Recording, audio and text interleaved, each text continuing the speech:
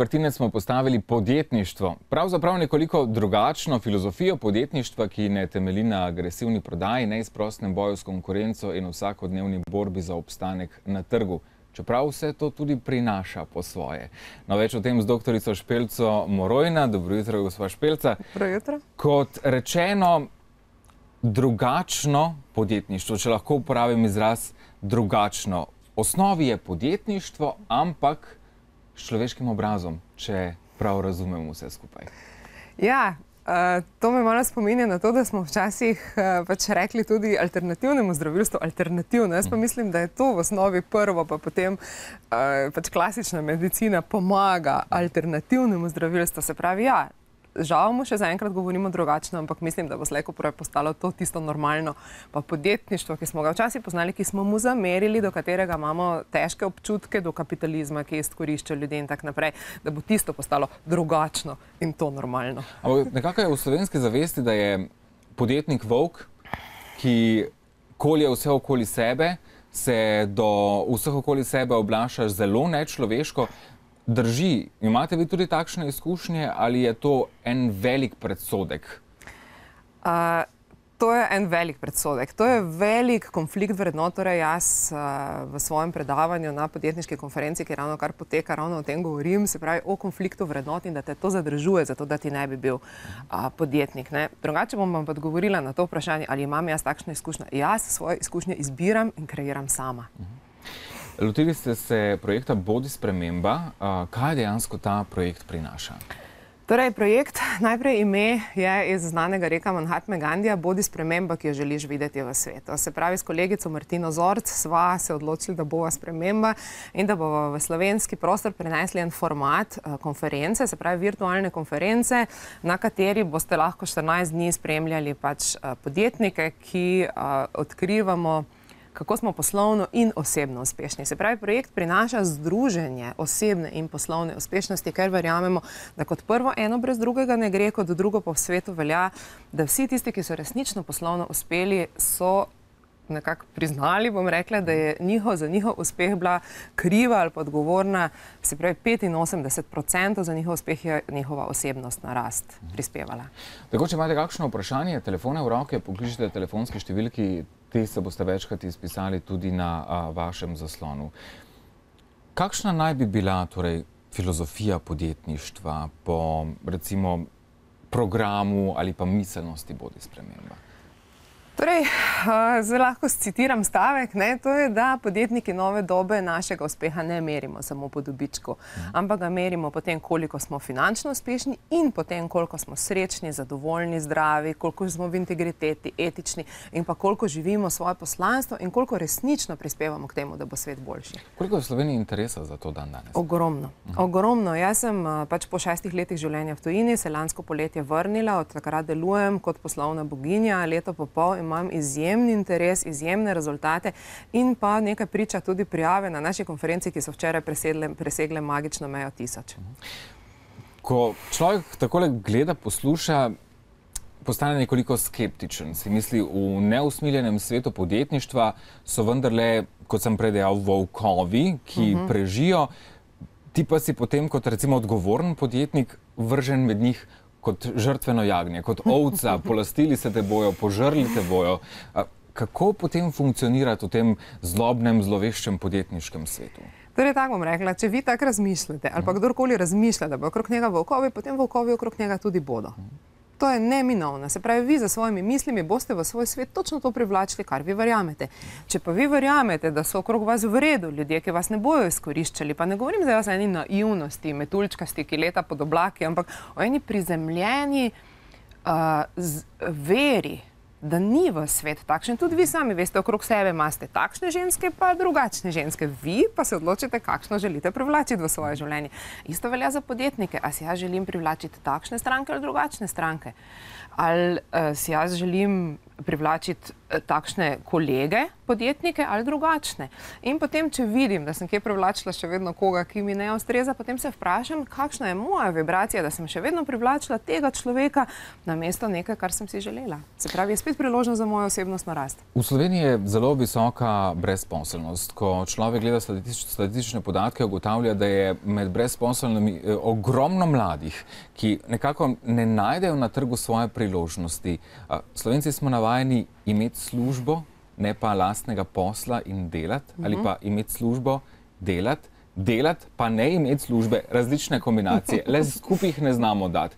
Je to naša težava, je tudi preko programa ali pa načina Bodi sprememba lažje doseči ali pa dobiti idejo, odkriti, kaj bi se dalo? Definitivno. Torej se absolutno strinjam z vami. V Sloveniji je neravnovesje med to, kar jaz imenujem ustvarjalci zaposlitev in iskalci zaposlitev. In mislim, da je mnogo več ljudi, ne samo mladih, tudi srednjih let ali pa mogoče že ne več tako srednjih let, dejansko ustvarjalcev zaposlitev, ki pa mislijo oziroma so bili vzgojeni v iskalce zaposlitve. Jaz mislim, da je problem v tem, da smo vzgojeni v iskalce zaposlitve. Se pravi, ta konferenca nas vsekakor spodbuja v to, da poiščite v sebi iskro, ki jo imate, verjemite in delajte, jasno, ne sedeti na kavču v poziciji in govoriti, da denar bo prišel, to ne pomaga. Pomaga akcija, ki pa je seveda inspirirana in pa potem uspeh ne more zastati. Jaz še nisem videla v svoji osebni mentorski karieri nobenega, ki bi resnično stopil na pot, pa ne bi uspel.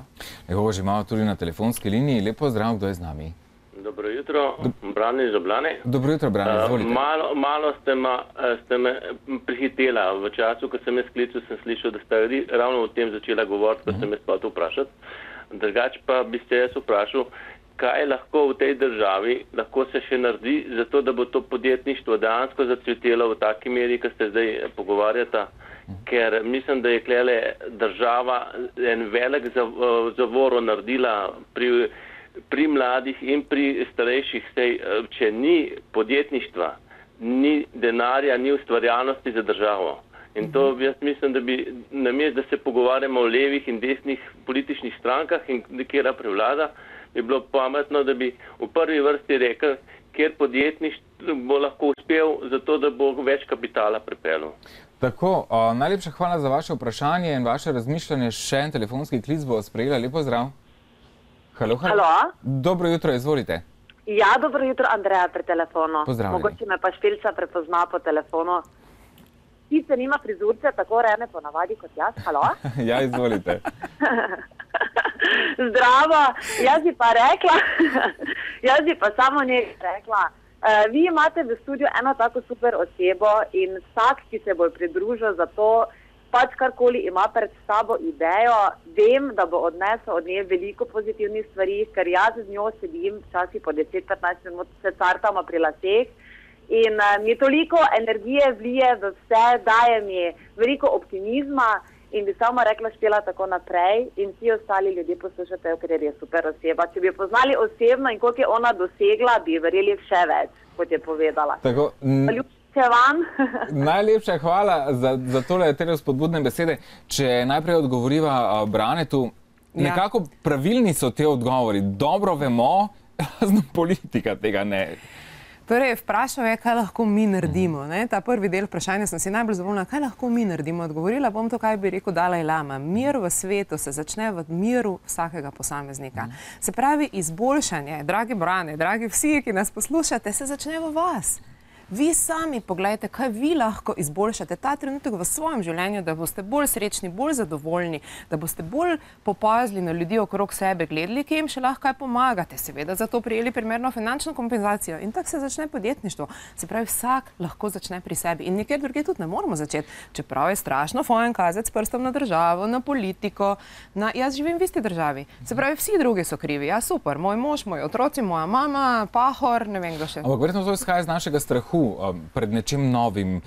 Kot ste prej omenili, vzgojeni smo bili v iskalce zaposlitve, ne ustvarjalce delovnih mest. Kako premagati ta strah, početi iz te lupine, konec koncev? To je odlično vprašanje. To ne gre z danes na jutri. Najprej se je treba odločiti, da si sploh to želimo. In potem, ko smo predani temu... Torej manjka tudi samozavesti, konec koncev.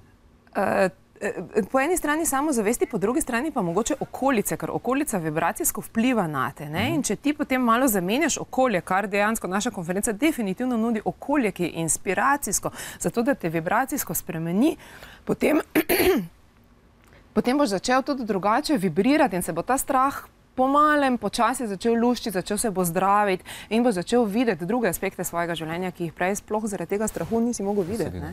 Še nekoga imamo na telefonski liniji. Lepo zdrav. A sem tu jaz? Ja, izvolite.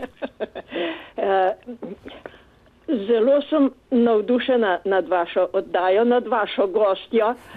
Ji čestitam za pogum, da se takole pokaže javno. Imam pa eno vprašanje. Brala sem intervju o Urošu Slaku. Zdaj me pa zanima, če gospa ve, oziroma če veste, a je Uroš Slak zdaj, ko je pri nekih podjetnikih, pri pravih podjetnikih, pri takih, o katerih vi govorite? Hvala.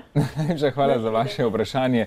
To je verjetno težko vprašanje v tem trenutku za odgovoriti, ampak vendarle, vzgojeni smo v iskalce zaposlitve, naprimer, da na to stvar usmerim, ko iščemo službo, kako prepoznati nekoga, ki ni volk, ki nas ne bo izkoristil, ampak bomo lahko dejansko rasli in prispevali konec koncev tudi k njegovi rasti. Torej kot zaposleni, mislite, kot bodoči zaposleni?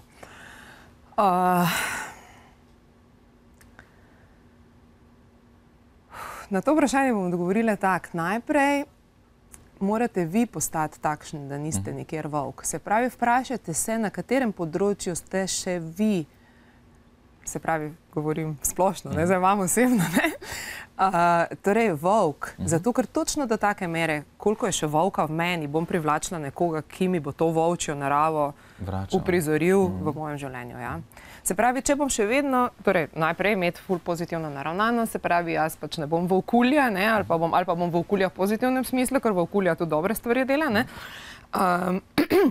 Če bom pa še vedno naletela na nekoga, ki mi bo dajal zaposlitev in se bo izkazal kot volk v slabem smislu, potem pa se lahko jaz vprašam, kaj je v meni takega, da sem jaz to privlačila v svoje življenje. To spremenim in potem bo to avtomatsko odpadlo. Bodisprememba.com je spletna stran, na kateri se lahko udeležite, kot rečeno, brezplačne konference s številnimi nasveti in verjamem, da bo potem vse skupaj lažje. Ali pa le droben klik, ki je potreben, da začne človek hoditi lažjo pot. Najlepša hvala, uspešno in vsekakor se bomo še videli v našem studiu.